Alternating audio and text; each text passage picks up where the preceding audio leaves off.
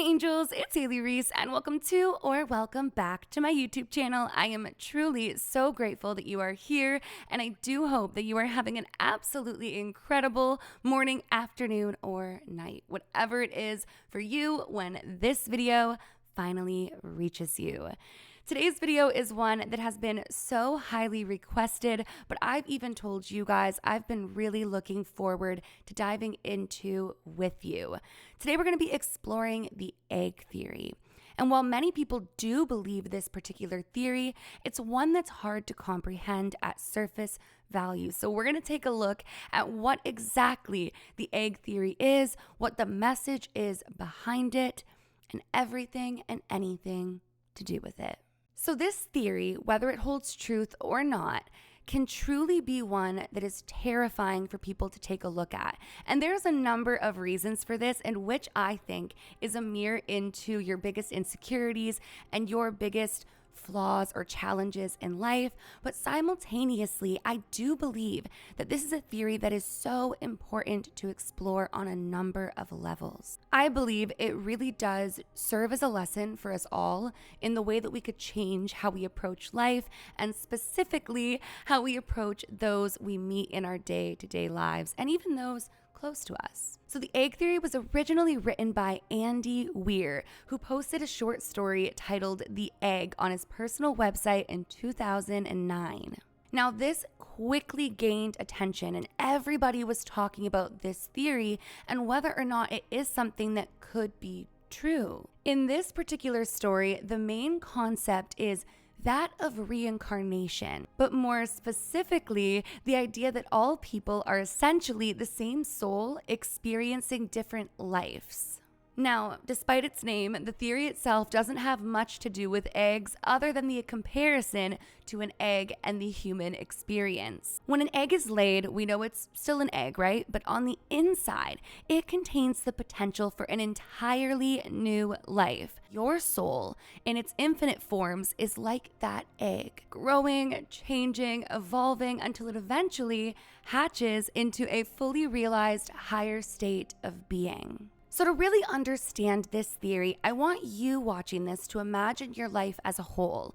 Everyone you've ever met, all the choices you've ever made, everyone you've ever interacted with, basically all of the things that make you, you. The one thing that we all know is absolutely for certain is that our lives contain an invisible clock, counting down the days until they inevitably come to their end. It's morbid, it's hard to talk about, but we know that to be the truth. The egg theory suggests, though, that when you die, you don't fade into nothingness, but rather you evaluate your life and all of the lessons that you've learned until you eventually are reborn again as yourself, but in another time or place. Now, to me, that sounds exactly like the concept of reincarnation. You go up, you evaluate your life, and you start again as something or someone else. But the egg theory gets even crazier than this. When we're taught about reincarnation as a whole, it's that we all reincarnate, right? But in the egg theory, it's entirely different. In the egg theory, well, when you die, you will inevitably take on another role as someone else in the earth. You are every being that has and will ever exist. All the people you've met, all the people you've hurt, all the people you've uplifted, all the people you've fought with are actually just versions of yourself in a different life. The egg theory suggests that it's like a seed, growing into different lives, learning from every experience until you reach your highest level of consciousness. According to the egg theory, you are the only person in this universe. And if you're wondering if this is exactly where it's going, the answer is yes. That would mean that in the grand scheme of things, you are in fact everyone who has ever lived and will ever live, and every individual is an aspect of you. As I said, each time you die, you're not lost in the void whatsoever. In fact, your soul is just reborn as another person, another version of yourself. It might be in a different time, a different body, a different gender, or even a different culture. But the key thing to understand here is that they are all versions of you, just simply experiencing the world from all of these different perspectives. The purpose of this cycle is essentially said to be the evolution of your soul. You live through many, many lives, each one teaching you lessons, helping you grow, and contributing to your ultimate understanding of what it means to be human, or even more than human.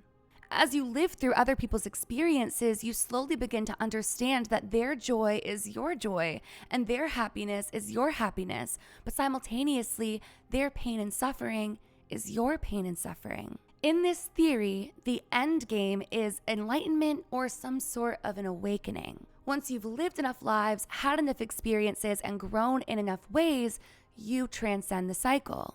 You then become one with the universe, with all the knowledge, wisdom, and experiences you've gained through your countless lives. Now, what I think makes the egg theory so interesting, but more importantly, so important, is the implication of how we treat others in our day-to-day lives. If everyone we meet is a version of ourselves, then how should we be approaching treating those around us? It really pushes us to rethink morality and empathy and even understanding our own life and our own death.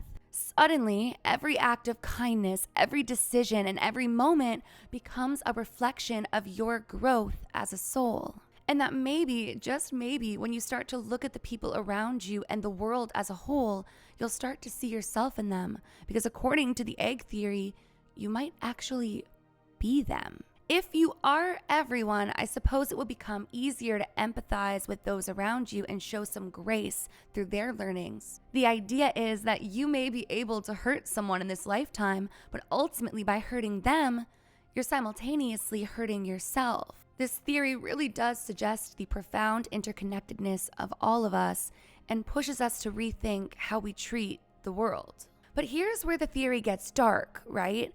If this theory were to be true, this would suggest that not only were you all of the good in the world, not only were you the people who really created great change in our world, you would also have to be the people who did the world's most horrific, unimaginable things. You would be, in essence, the killer and the killed, the abuser and the abused, the teacher and the student. But when we look at moments in history, there are certain individuals that we can all, in good conscience, disagree with. So to imagine that that could be you can be a terrifying thought. But I also think the theory encourages us to find the good and the darkness within all of us and to understand that we are all one choice away from a completely different life. For me personally, I am not perfect by any means. I am human. I'm contributing to the human experience. But with that being said, I really do try to lead with kindness where I can. So to imagine myself being these horrible people that I read up on in my true crime documentaries, it's a scary thing to imagine. But I don't think that was the idea of the theory. I believe the idea was to share that we are all connected and we are all one. When you look at it from that angle, the theory is not too far-fetched at all. When you look at certain religions or even spiritual practices, most of them contain the concept that we are all from a oneness, a one consciousness, and that we are all sharing in this experience. So the egg theory isn't so far-fetched to me until it gets to the point that every single person on the planet is me. When I sit back and think about it, you guys, it's pretty creepy to imagine that my mom is also me and Tyler's also me and you are also me and I am also you. It's bizarre when you go down that rabbit hole.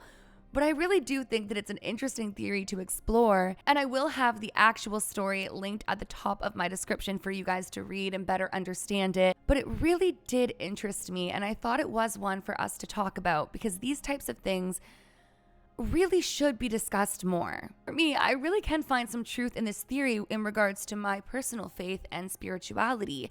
When I think about who I am as a person, I can recognize that this is so much bigger than me. I am a spiritual being having an earthly experience, as are you. And we are human. We are flawed. We can all be the good and the bad, and at times we are both.